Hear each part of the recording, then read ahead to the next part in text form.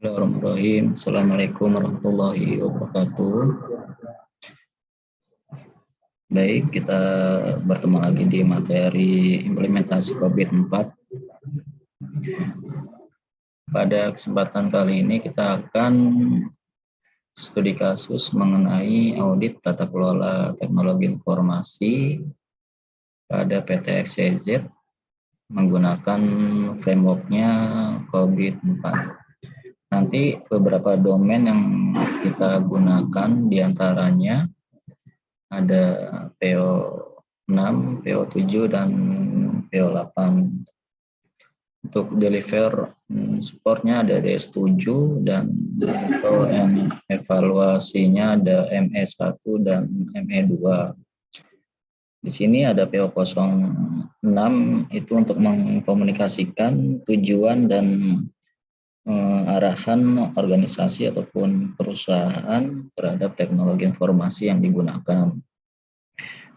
Dan selanjutnya ada domain PO07 untuk mengelola sumber daya manusia terhadap teknologi informasi di perusahaan. Di PO08 untuk mengatur kualitas terhadap teknologi informasi di organisasi ataupun perusahaan. Dan di DS7 itu untuk mendidik ataupun melatih pengguna sebagai user ya di teknologi informasi. Di domain ME1 untuk mengawasi dan mengevaluasi performansi dari teknologi informasi. Dan yang terakhir adalah domain yang kita gunakan adalah ME2, yaitu mengevaluasi dan mengawasi suatu kontrol internal terhadap teknologi informasi di perusahaan. Dan ini adalah domain-domain yang kita gunakan di dalam studi kasus audit tata kelola teknologi informasi pada PT XYZ menggunakan framework-nya 4. Di sini ada maturity level ataupun indeks kematangan. Di sini ada beberapa nilai dari 0 sampai 5. Level yang pertama itu adalah non-existence. Biasanya ini ya merupakan tahap awal suatu organisasi ataupun perusahaan ya. Pada tahap ini belum dapat mendefinisikan permasalahan-permasalahan yang harus diatasi. Selanjutnya di level kedua yaitu inisial ataupun ad hoc, itu terbukti bahwa perusahaan itu mengetahui adanya permasalahan yang harus diatasi dan sudah adanya kegiatan penyusunan sistem terkomputerisasi dengan baik. Tetapi untuk pengelolaan prosesnya tidak terorganisasi. Selanjutnya di level ketiga ya, 1, 2, 3, level ini itu mengenai ini ya, biasanya organisasi sudah dapat melakukan perencanaan, pengelolaan, implementasi sistem berbasis komputer yang lebih terarah. Organisasi ataupun perusahaan tersebut memiliki kebiasaan untuk merencanakan tata kelola teknologi informasi yang dilakukan secara berulang, namun belum melibatkan dokumen secara formalnya. Selanjutnya di poin keempat, ini definite proses, yaitu suatu perusahaan ataupun organisasi pada tahap ini memiliki proses-proses teknologi informasi yang sudah didokumentasikan dengan baik, kemudian dikomunikasikan melalui pelatihan ya. Dan organisasi juga menyadari perlunya proses tata kelola teknologi informasi sehingga adanya aturan yang menunjukkan untuk suatu organisasi ataupun perusahaan tersebut secara rutin melakukan tata kelola teknologi informasi yang baik. Selanjutnya di tahap ke-5 ya, untuk manage and measurable, pihak manajemen ataupun organisasi dapat memonitor nih proses komputerisasi dengan baik, pengembangan sistem sudah terarah dan dijalankan secara terorganisir. Dan proses tata kelola teknologi informasi sudah secara formal dilakukan dan secara terus-menerus dievaluasi untuk meningkatkan layanan suatu organisasi di perusahaan. Dan yang terakhir di level terakhir ya, di level 5 ini mengenai optimis. Yaitu pada tahap ini organisasi telah mengikuti best practice yang ditandai ya dengan adanya proses otomatisasi ataupun pada sistem ini dengan metodologi yang tepat. Contohnya tata kelola teknologi informasi juga sudah menjadi budaya suatu perusahaan ataupun organisasi, dan hasil dari tata kelola teknologi informasi tersebut dijadikan acuan untuk pembenahan layanan organisasi. Nah, ini adalah pertanyaan-pertanyaan yang diperlukan di dalam kasus yang kita gunakan. Dan pertanyaan-pertanyaan ini bisa kita jadikan lebih rapi dengan menggunakan tabel. Nah, kita jadikan tabel seperti ini ya. Contohnya, misalkan di PO06 mengenai IT Police and Control Enforcement. Nanti untuk di subdomen yang pertama, kita buat pertanyaan mengenai contohnya sejauh mana perusahaan menentukan unsur-unsur lingkungan pengendalian terhadap teknologi informasi sehingga sejalan atau tujuan manajemen perusahaan dan operasional perusahaan. Nanti kita nilai. Di sini ada indeks kematangannya 0 sampai 5. Nanti kita nilai sesuai dengan indeks kematangan yang ada di sini. Nah, ketika sudah kita nilai seperti ini ya, yang tadi dari 0 sampai 5, ini maksimalnya, level-levelnya nanti kita nilai. Dari keseluruhan domain ataupun subdomain pertanyaan dan kita nilai, kita bagikan ke ini ya, ke narasumber ataupun ke ini ya, ke orang yang akan kita audit. Nanti contohnya misalkan di sini subdomain ini sudah terisi, nanti hasilnya seperti ini. Bisa kita lihat dari beberapa domain pertanyaan-pertanyaan kita isi ke beberapa sumber ya, responden, contoh seperti ini. Nah, contoh di domain PO06 memiliki subdomain pertanyaan yang pertama. Nah, di sini ada responden 1 sampai responden 20. Responden ini nanti kita nilai berdasarkan pengisiannya. Contoh di responden 1 nilainya 2, di responden 2 nilainya 2. Nanti dari hasil penilaian yang telah terisi yang ada di sini akan kita jumlahkan dan kita bagi rata, dan di sini ada asuransi maturity-nya ya, di sini senilai 3,15. Nah, untuk di pertanyaan kedua untuk respondennya kita jumlahkan juga. Nah, hasil dari penjumlahan dan rata-rata setiap pertanyaan yang telah dibuat nanti kita bagi rata berdasarkan subdomainnya. Misalkan total keseluruhan dibagi rata 1, 2, 3, 4, 5 dibagi rata menjadi 3,08.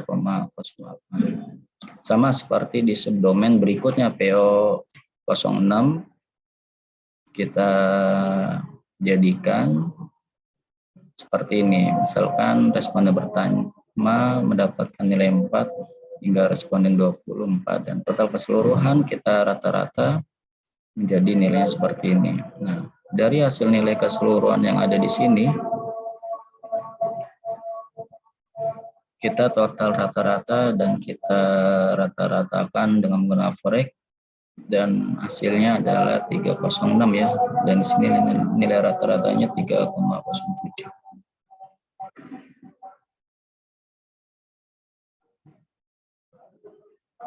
Oke, nanti dari setiap domain ataupun subdomain yang sudah kita isi, nanti kita rata-rata, dan contoh untuk di PO06 IT Police and Control Enforcement dengan saran maturity-nya 308. Nah, 308 ini didapat dari sini. Kita jadikan ya di PO06 rata-ratanya 308. Nah, 308 ini akan masuk ke dalam kategori yang mana indeksnya. Di sini ya, lihat. Berarti 308 masuk ke dalam antara range 2,5 sampai 3,49, berarti di level ketiga ya, atau level keempat, 1, 2, 3, 4, nilainya adalah 3, definite proses. Nah, seperti ini. Dan seterusnya di P06 mengenai interface di resiko dan control framework, kita mendapatkan senilai rata-ratanya 3,10. Nah, kita lihat contohnya di sini ya. Ini 3,10 dan sini 2,97, dan yang terakhir adalah 3,15. Nah, semua kita rata-ratain, kita jumlahin dari 308 domain pertama, domain berikutnya hingga domain yang terakhir, kita bagi rata mendapatkan 3,07, dan di sini 3,07 ini termasuk ke dalam ini ya, ke dalam level kematangan sini ya, 2,50 hingga 3,49, berarti masuk ke dalam kategori ketiga, yaitu definite proses. Nah, di sini ya, definite proses. Oke. Nah, sama seperti di PO selanjutnya. PO selanjutnya kita data dari responden 1 hingga responden berikutnya. Misalkan dari subdomain yang pertama hingga subdomain berikutnya, pertanyaan yang kita rekap dan kita jumlah rata-rata hasilnya berapa. Nah, kita jadikan seperti ini. Dari total keseluruhan pertanyaan dari subdomain yang sudah kita buat, nah bisa kita jabarkan seperti ini di PO 07. Nah, ini sama seperti yang perhitungan sebelumnya. 2,48 didapatkan dari total keseluruhan dari PO 07 dari responden pertama hingga responden 20.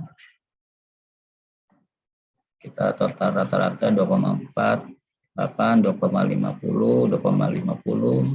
Nah, ini keseluruhannya kita jumlahkan, kita rata-ratain lagi, dia masuk ke dalam 2,58.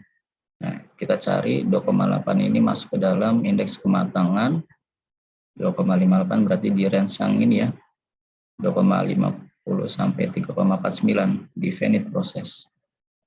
Nah, masuk ke dalam kategori ini. Sama seperti untuk subdomain dan pertanyaan yang berikutnya. Nah, hasil dari keseluruhan pertanyaan dari setiap domain yang kita tanyakan kepada responden, kita rekap semua. Nah, ini contohnya untuk subdomain ME01 ya. Hasilnya 2,54, dia masuk ke dalam kategori 3, itu definite proses. Nah, keseluruhan dari responden yang sudah kita olah, nah, kita masukkan ke dalam gap hasil analisis kesenjangan. Untuk contoh domain PO06, masuknya ke 07, expert maturity-nya 3, dan gap selisihnya adalah 0. Nah, di sini PO07 untuk keseluruhan maturity-nya 258. Di sini expected maturity-nya 3. Di sini ada gap selisih ya. Nah, gap selisih ini adalah pengurangan dari 2,58, 3 dikurang 2,58, ini gap-nya. Hasil dari gap yang ada di sini semua, nah berdasarkan analisis kesenjangan yang ditunjukkan pada tabel yang di atas, jarak 0,42 pada domain 407 ataupun 0,35 pada domain 408 ataupun 0,44 pada domain ME1 dan 046 pada domain ME2, antara kondisi yang diharapkan dengan kondisi saat ini memiliki gap ya. Nah, memiliki gap rata-rata keseluruhan adalah 0,25. Nah, ini adalah nilai rata-rata per domain, terutama penyesuaian pada domain ME02. Nah, kalau misalkan kita jadikan grafik, akan muncul grafik seperti ini. Nah, di sini terlihat antara expected maturity dan current maturity-nya.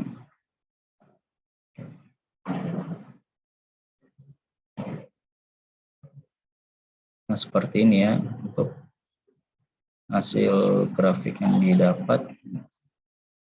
Oke, hasil penentuan temuan ataupun rekomendasi, hasil evaluasi menunjukkan temuan terhadap gap ya, terhadap domain PO dan ME, sedangkan domain DNS sudah sesuai dengan apa yang diharapkan. Pada domain tersebut memiliki nilai kesenjangan yang paling besar yaitu mencapai 0,6 nih. Hal ini menunjukkan masalah yang dihadapi pada pengelolaan teknologi informasi pada PT tersebut terdapat pada domain ME2 ya, monitor and evaluate internal control. Nah, di sini ada rekomendasi yang mampu diberikan kepada bagian ME, adanya perlunya manajemen memberikan tanggung jawab pada masing-masing individu ya secara jelas dan dapat mempertanggungjawabkan nih setiap pekerjaan yang didapat sehingga sudah atau mudah melakukan evaluasi dari setiap bagian yang belum dikerjakan. Dengan cara ini tidak ada tumpang tindih pekerjaan yang saling berdalih. Dan manajemen juga harus memberikan pendidikan ya yang di luar bidang teknik, misalnya dalam bidang hukum ataupun yang lain kepada staf. Baik, untuk materi implementasi COVID-4 cukup sekian. Saya akhiri, wassalamualaikum warahmatullahi wabarakatuh.